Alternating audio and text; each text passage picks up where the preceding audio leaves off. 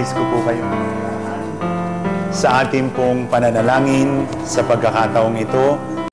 Kayo po na mga nakantabay sa inyong television sets, tayo po na nasa studio ngayon, ilagay po natin ang ating kamay sa bahaging masakit sa ating katawan. Kung masakit po ang ating dibdib sa ating dibdib, kung masakit po ang ating lalamunan sa ating lalamunan, kung masakit po ang ating tiyan sa ating tiyan.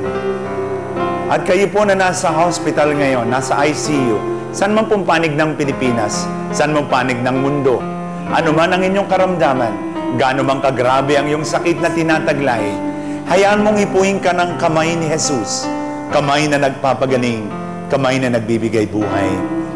Maaring sa paningin mo at sa iyong karanasan ngayon, tila baga natutulog ang Diyos, tila baga napakalayo ng Diyos sa inyo.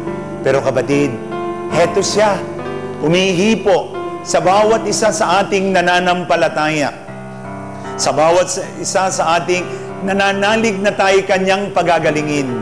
Lalo tigit ang mga kapatid naming grabe ang karamdaman, ang cancer patients, cancer of the blood, cancer of the brain, cancer of the breast, cancer of the ovary, cancer of the uterus, cancer of the cervix, cancer of the colon, cancer of the eyes, cancer of the nose, cancer of the throat, cancer of the skin, cancer of all parts of the body.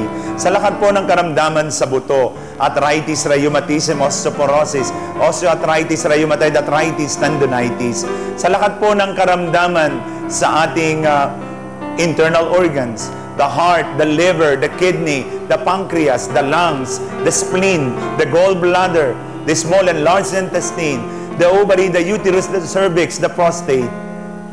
Lahat po ng karamdaman sa dugo, anemia, leukemia, low blood pressure, high blood pressure, lahat po ng karamdaman ng mga bata, Down syndrome, cerebral palsy, attention deficiency syndrome. Sa lahat ng mga karamdaman natin, lahat ng uri ng addictions, lahat ng karamdaman sa ating puso, isip at kalooban, ang ating diabetes, ang ating mataas na uric acid, mataas na cholesterol count, mataas na creatinine count, lahat ng uri ng bukol, lahat ng uri ng sakit na ating tinataglay, ang vertigo, Parkinson's disease, dysmenorrhea, insomnia, depression, oppression, mental, psychological, emotional sickness, ang lahat ng aming mga dinadala ngayon, mga problema, karamdaman, isipin, mga takot, agam-agam, pagdududa, sa kapangyarihan ni Jesucristo, ang anak ng Diyos na buhay, sa tulong ng Mahal na Birheng Maria, ay pinagagaling ko kayo sa lahat ng inyong mga karamdaman.